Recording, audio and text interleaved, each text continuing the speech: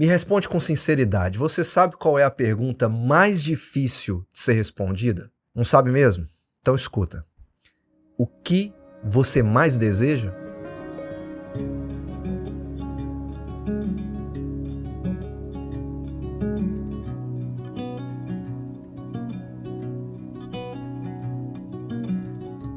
Olá, seja bem-vindo aqui ao nosso canal e eu tô um tempo aqui já sumido com a nossa leitura dos Salmos, mas hoje nós não vamos falhar e nós vamos continuar a nossa leitura hoje no Salmo 16. Nós terminamos o Salmo 15 falando que quem assim procede jamais será abalado.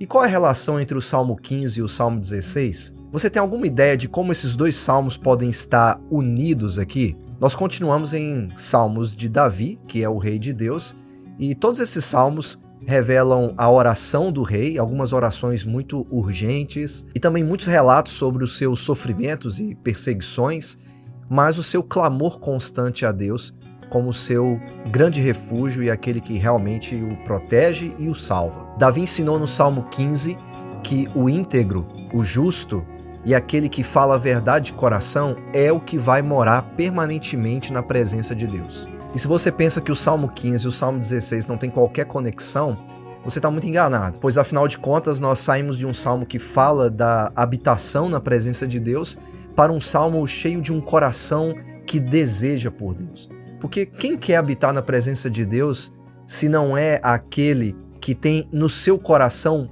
todos os desejos voltados para Deus? E no Salmo 16, Davi fala sobre o que ele realmente deseja.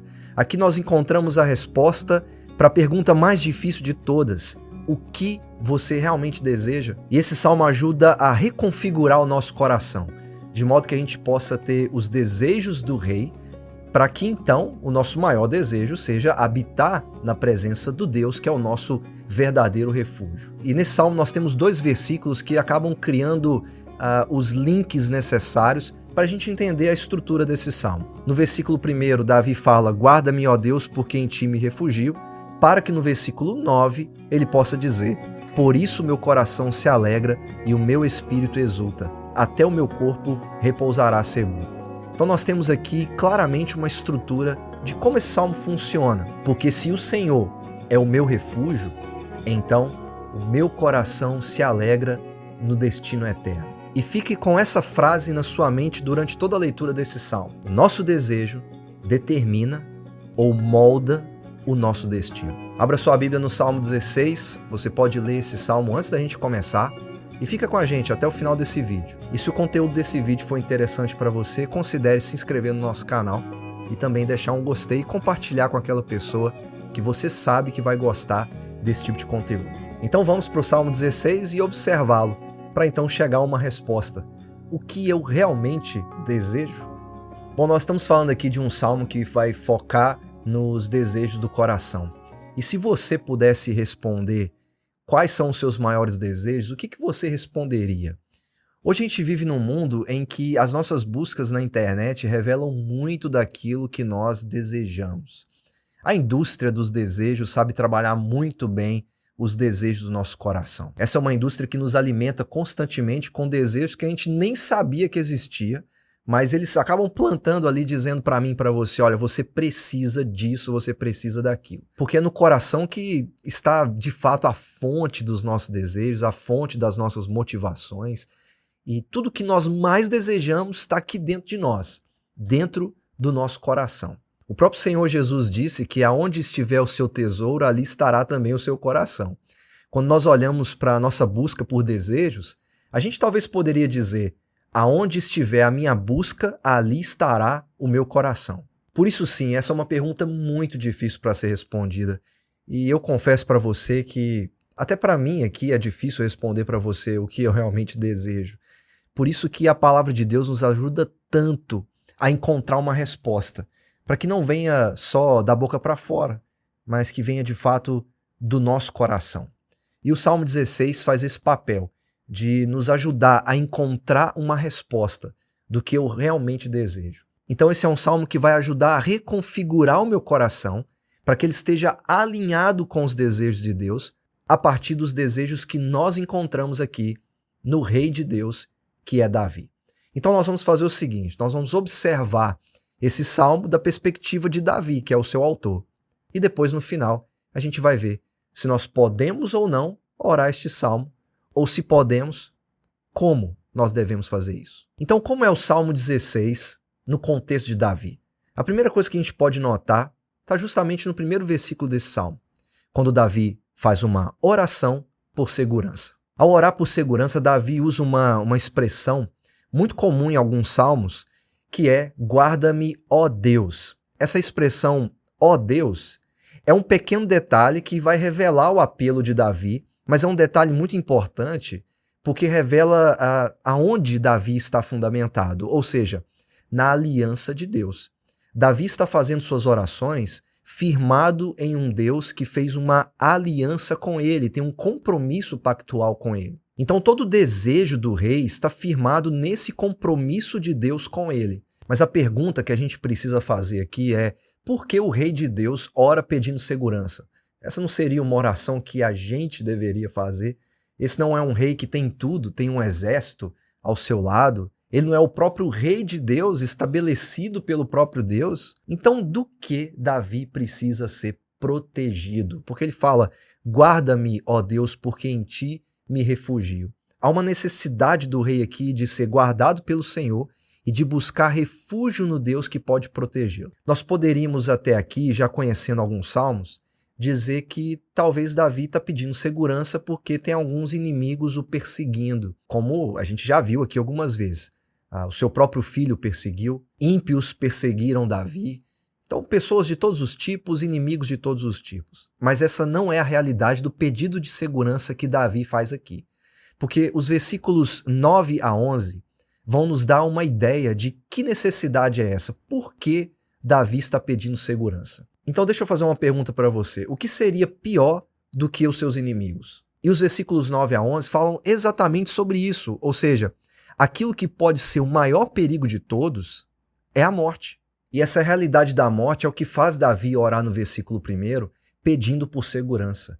Guarda-me, ó Deus, porque em ti me refugio. Naquela pior coisa que pode acontecer com ele, Davi quer se sentir seguro no Senhor.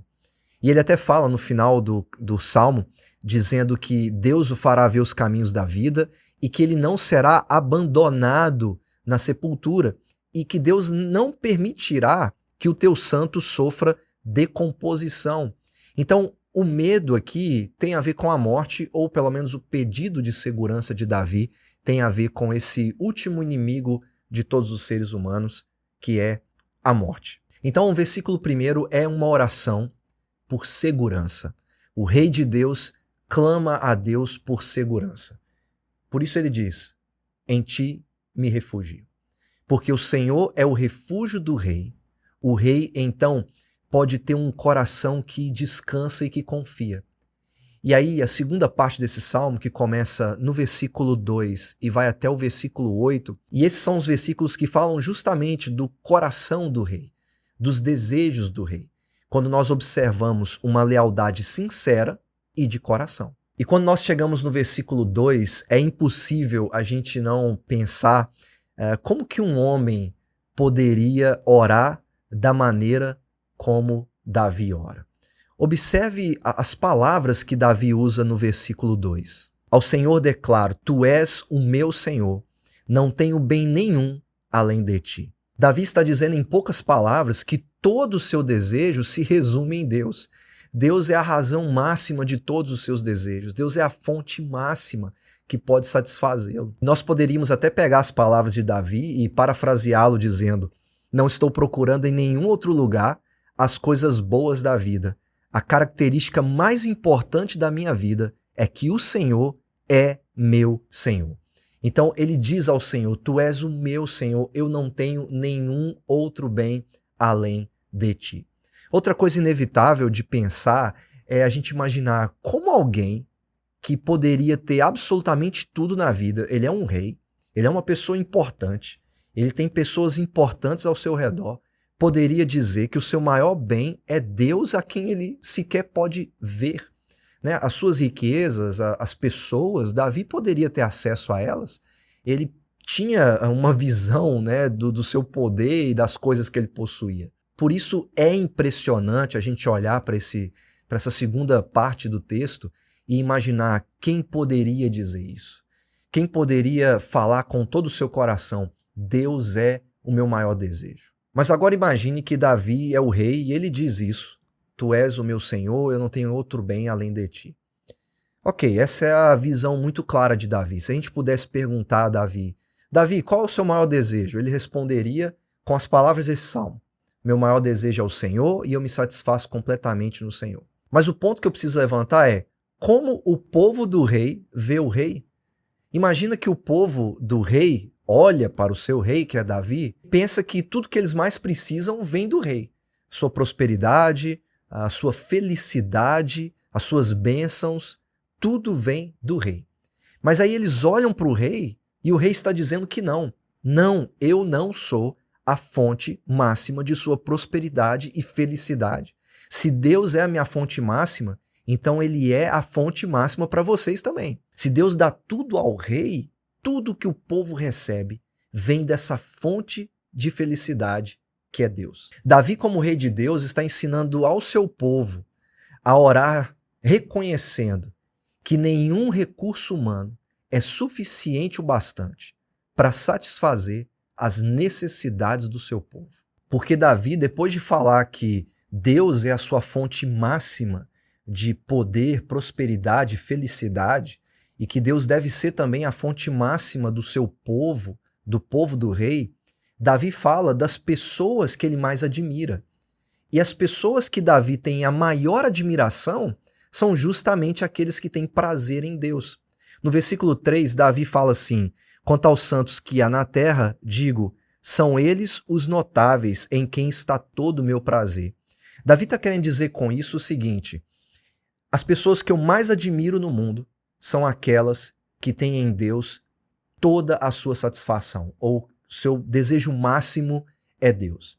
E aí você pensa, se você pudesse colocar numa lista as pessoas que você mais admira, quais pessoas você colocaria? Se você perguntar aos jovens por aí, ou qualquer outra pessoa, eles vão fazer uma lista enorme de celebridades, de personagens políticos, de grandes artistas, pessoas que eles admiram, heróis. Mas Davi aqui olha para os santos, para o povo de Deus e diz, eu admiro essas pessoas. Eles são a fonte do meu prazer, porque eles têm prazer em Deus. O desejo deles é o mesmo desejo que eu tenho. Então esses são os notáveis. Do outro lado, Davi fala no versículo 4 o oposto. Ele fala sobre aqueles que, ao invés de sentirem prazer em Deus, resolveram correr para os seus ídolos. E aqui há uma grande inversão das coisas, porque se de um lado Deus é a fonte máxima de poder, prosperidade e felicidade, os ídolos são a fonte máxima de tristeza e dor. Porque Davi deixa muito claro no versículo 4 que aqueles que correm para os ídolos vão acumular tristeza e sofrimento. Por quê? Se você pensar bem, a gente serve a Deus, a gente não para de sofrer, a gente não para de sentir dor. Mas você já imaginou sofrer sozinho? Sentir dor sozinho? O que Davi está dizendo é que você vai acumular mais tristeza e mais dor, porque na hora que você mais precisar, o seu ídolo não vai te satisfazer. Mas em Deus, a pessoa em quem está todo o meu prazer, eu vou buscar e eu vou encontrar. Eu vou buscar segurança e eu vou encontrar segurança. Eu vou buscar felicidade, eu vou encontrar felicidade. Porque Deus não me decepciona como os falsos ídolos. Deus não falha como eles. E ainda que eu sofra, eu sei que eu não vou passar por isso sozinho. Porque Deus vai me guardar, porque Ele é o meu refúgio. Então você nota a diferença? Que Davi tem todo o seu prazer naqueles que têm prazer em Deus. Mas ele diz, com aqueles que trocam o Senhor por outros deuses, com esses eu não vou me envolver e eu não vou oferecer o sacrifício que eles oferecem. Porque guarda bem uma coisa, os ídolos vão pedir muito sacrifício a você, mas eles vão te entregar muito pouco ou quase nada. E então os versículos 5 e 6 são uma expressão muito clara da lealdade do coração do rei, da lealdade sincera e de coração do rei. E Davi usa a linguagem da terra prometida quando ele fala no versículo 5 que Deus é a porção da minha herança. Ele usa a linguagem ali da tribo de Levi, cuja herança é o Senhor. Eles não receberam uma terra, mas eles receberam o Senhor. O que Davi está dizendo é que a sua maior porção, a sua maior herança é Deus. Ele está reafirmando aquilo que ele disse no versículo 2. Eu não tenho nenhum outro bem além do Senhor. E é interessante a gente pensar isso porque Davi está satisfeito com o que ele tem. Ele está satisfeito por ter Deus e Deus somente. E no versículo 6 você tem uma das coisas mais belas que você pode encontrar na Bíblia. As minhas divisas caem em lugares amenos, é muito linda a minha herança. E para a gente entender esse versículo, eu quero citar aqui um pastor, um pregador chamado David Jackman. Ele fala assim, o versículo 6 é encantador porque tudo depende do caráter de Deus e das suas promessas. Então sejam as necessidades diárias atendidas, seja meu trabalho, meu estilo de vida, meus contatos, minhas amizades, toda a minha herança, diz Davi. Tudo isso é provisão de Deus, atribuída em sua perfeita sabedoria e garantido por seu poder ilimitado. Então não importa aonde os meus pés estejam, não importa aonde as minhas divisas caiam, Deus é a minha herança. No trabalho que eu tenho, nas amizades que eu tenho, na família que eu tenho, no dinheiro que eu tenho, no lazer e na diversão que eu tenho, tudo emana de Deus, do seu poder ilimitado de satisfazer a minha vida, de satisfazer o meu coração. Então o coração leal e sincero do rei ora com um desejo muito profundo, um desejo por Deus e uma confissão muito clara de que ele não deseja outra coisa que não seja o Senhor.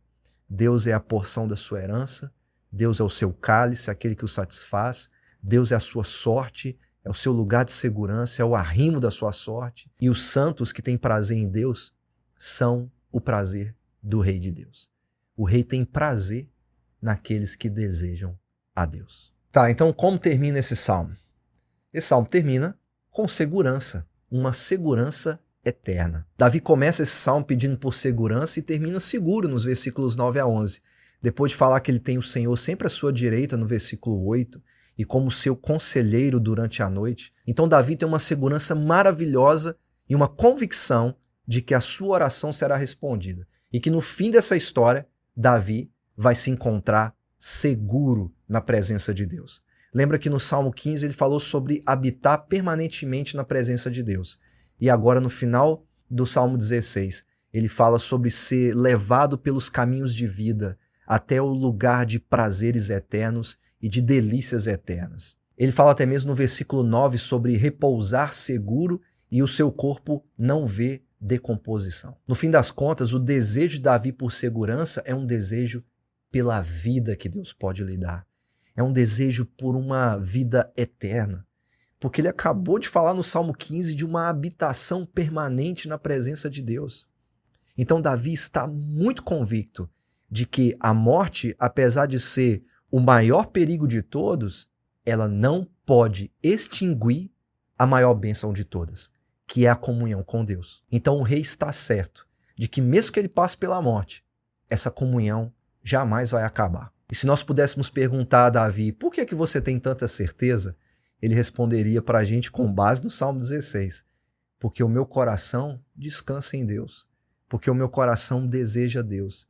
Então, porque o coração deseja Deus, eu só posso esperar aquilo que vem de Deus. Lembra que eu disse lá no início que o desejo determina o destino? O desejo de Davi está moldando aquilo que ele pode esperar no seu destino final. E o que Davi tem plena convicção é de que aquele que está à sua direita durante toda a sua vida, até no silêncio da noite, não será aquele que vai abandoná-lo na sepultura.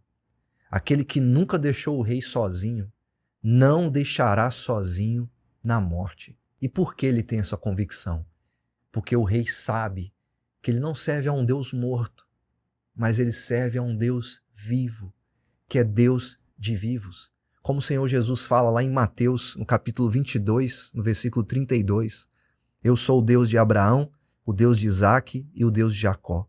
Ele não é Deus de mortos, mas de vivos. Não é surpresa então que o Salmo termine com uma grande alegria e com um dos versículos mais bonitos da Bíblia. Tu me farás conhecer o caminho da vida, a alegria plena na tua presença, eternos prazeres à tua direita. Aquele que pede por segurança a Deus porque diz que ele é o seu refúgio, aquele que tem Deus como seu maior desejo, como seu maior tesouro, pode dizer no final que todo o seu desejo moldou o seu destino, e o seu destino é a vida, a alegria plena e o prazer eterno. Eu acho que você percebeu que esse é um salmo belo, maravilhoso. E para ser bem honesto, é o texto que eu mais gosto em toda a Escritura, toda a Bíblia. E é o salmo que eu tentei decorar inteiro e que às vezes eu recito para mim, só para o meu coração. Porque esse é um salmo que alcança lugares muito profundos no coração. Porque vai até os nossos desejos. A gente fica se perguntando, o que eu mais desejo? E às vezes a razão da nossa tristeza, da nossa ansiedade, está justamente em não encontrar uma resposta para aquilo que eu realmente desejo. E eu vou encontrar uma resposta somente em Deus. Mas quando a gente se aproxima de um salmo desse, a gente fica muito tentado em pensar que esse é um salmo que fala de Davi. E que eu preciso orar por segurança, que eu preciso ser totalmente devotado ao Senhor, e tudo isso é verdade. Mas eu queria desafiar você a pensar sobre algo muito importante. Quando a gente lê um salmo desse, a gente só pode chegar à conclusão de que ele só se torna real quando chega no final. Em outras palavras, a gente precisa pensar assim: ele só vai ser real quando a morte chegar. Porque ele está falando sobre um corpo que não vê decomposição e que é conduzido por caminhos de vida, por alegria plena e para o prazer eterno. Então, a gente precisa pensar que se o desejo determina o destino, então a prova decisiva ocorre após a morte de alguém, que afirma poder cantar esse salmo em sua plenitude. E aí que está o ponto. Nós poderíamos dizer isso sobre Davi, porque se o destino de um homem é a vida, se o seu corpo não se decompõe, então nós podemos estar confiantes de que a lealdade do seu coração era total e puramente devotada ao Senhor. Ou seja, o seu destino final, ele existe, ele é garantido por causa da sua lealdade sincera de coração. Mas aí eu pergunto novamente, será que nós poderíamos dizer isso sobre Davi? Será que a gente poderia dizer isso sobre nós mesmos? Se a gente falar que esse salmo é sobre Davi, nós temos um problema, porque Davi não foi íntegro, ou pelo menos plenamente íntegro, em toda a sua vida. Os pecados de Davi estão registrados na Bíblia para todo mundo ler e para todo mundo conhecer. E nós sabemos muito bem, quem já leu algumas histórias sobre Davi, de que em um determinado momento da sua vida, Deus não foi todo o seu prazer e Deus não foi todo o desejo do seu coração. Ele desejou outras coisas. E outro ponto muito importante é que Davi morreu. E o apóstolo Pedro fala em Atos, no capítulo 2, no versículo 29, irmãos, posso dizer com franqueza que o patriarca Davi morreu e foi sepultado, e o seu túmulo está entre nós até o dia de hoje. Pedro deixa bem claro ali em Atos 2, no sermão do dia de Pentecoste, de que Davi morreu e seu corpo está ali. E eles têm consciência disso. O que o apóstolo Pedro faz então? Ele está dizendo que ler o Salmo através das experiências de Davi é insuficiente. Assim também como ler este Salmo à luz das minhas experiências também é insuficiente. O apóstolo Pedro está dizendo que a gente precisa ler o Salmo 16 como Davi sendo um profeta de Deus, predizendo, anunciando a ressurreição de Jesus Cristo. E é exatamente isso que ele diz nos versículos 31 e 33 de Atos 2. Prevendo isso, falou da ressurreição do Cristo, que não foi abandonado no Hades, nem seu corpo sofreu decomposição. Deus ressuscitou este Jesus, e todos nós somos testemunhas desse fato. Exaltado à direita de Deus, ele recebeu do Pai o Espírito Santo prometido e derramou o que vocês agora veem e ouvem. Então nós não lemos e oramos este salmo através das experiências de Davi ou através das nossas próprias experiências. Nós lemos este salmo através da vida e obra de Jesus Cristo, a sua morte e ressurreição. Este é um salmo que fala do santo que não vê corrupção, do santo que não foi deixado na sepultura, que é o Senhor Jesus Cristo. Então a primeira coisa que fazemos ao orar esse salmo é sermos gratos a Deus por Jesus Cristo. Sermos gratos de que toda a segurança que nós precisamos está em Jesus, que é o santo, o puro, o íntegro de coração. Aquele que é de fato leal e sincero em todos os seus desejos. Logo, toda a nossa segurança só está em Jesus. Ele nos dá a segurança de seu perdão e nos dá a segurança da vida eterna. Um segundo pedido que nós podemos fazer quando oramos este salmo é para que Deus coloque em nosso coração os desejos que são os desejos de Jesus. É muito claro no Novo Testamento que Jesus disse que o seu maior desejo era fazer a vontade de Deus, que a sua comida e bebida era fazer a vontade de Deus. Então Jesus foi íntegro em todo o seu caminhar e em toda a sua obra. O seu coração sempre desejou as coisas do Pai e fazer a vontade do Pai. Por isso, além de sermos gratos a Deus por Jesus, nós podemos orar para que Ele nos dê um coração igual ao coração de Jesus. Um coração que deseja Deus mais do que qualquer outra coisa. Um coração que, através de Jesus, pode responder: o que você mais deseja? E esse coração vai poder dizer: eu desejo Deus e eu não tenho nenhum outro bem além dele. Então pense nisso quando nós chegamos no final desse salmo.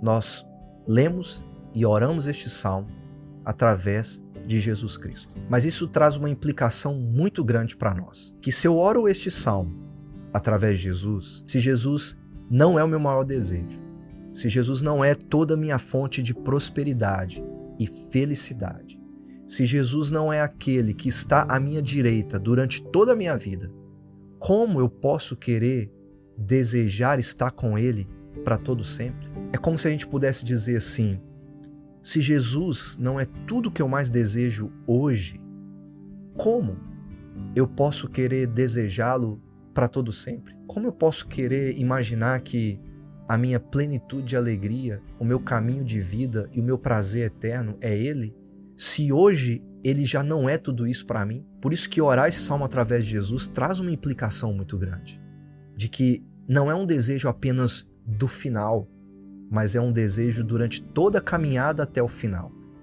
É um desejo que vai moldando o nosso destino final. E a gente poderia dizer que a nossa esperança está muito ligada ao que desejamos hoje, ou pelo menos que o nosso desejo vai apontando para nós aquilo que eu realmente mais espero. E aí a ligação do Salmo 15 com o Salmo 16 é que se eu desejo Deus, eu vou desejar morar com Deus para todo sempre e ter na sua presença uma habitação eterna. Ao chegar no final desse salmo, pense muito bem sobre isso. Se Jesus não é a sua fonte máxima de alegria e de desejo, ou se pelo menos você não tem os desejos que Ele tem, e se você não o tem à sua direita hoje, como você poderá estar à direita dele por toda a eternidade? Mas do outro lado, se estamos seguros em Jesus hoje, se Ele é o nosso refúgio, se Ele é o nosso maior desejo, então eu vou estar seguro hoje e estarei seguro para todo sempre. E este é o Salmo 16, quando nós lemos e oramos em e através de Jesus Cristo. Bom, e esse foi o nosso salmo de hoje. Gostou da nossa leitura? Se você chegou até aqui e ainda não se inscreveu e você acha que vale muito a pena se inscrever no nosso canal, se inscreva, porque além dos salmos que você pode ler aqui comigo, você tem muitos outros conteúdos aqui no nosso canal. Você também pode deixar o seu gostei e compartilhar esse vídeo com aquela pessoa que você sabe que vai gostar desse tipo de conteúdo. E eu espero você no nosso próximo salmo, na nossa próxima leitura. Que Deus te abençoe. Até a próxima e um grande abraço.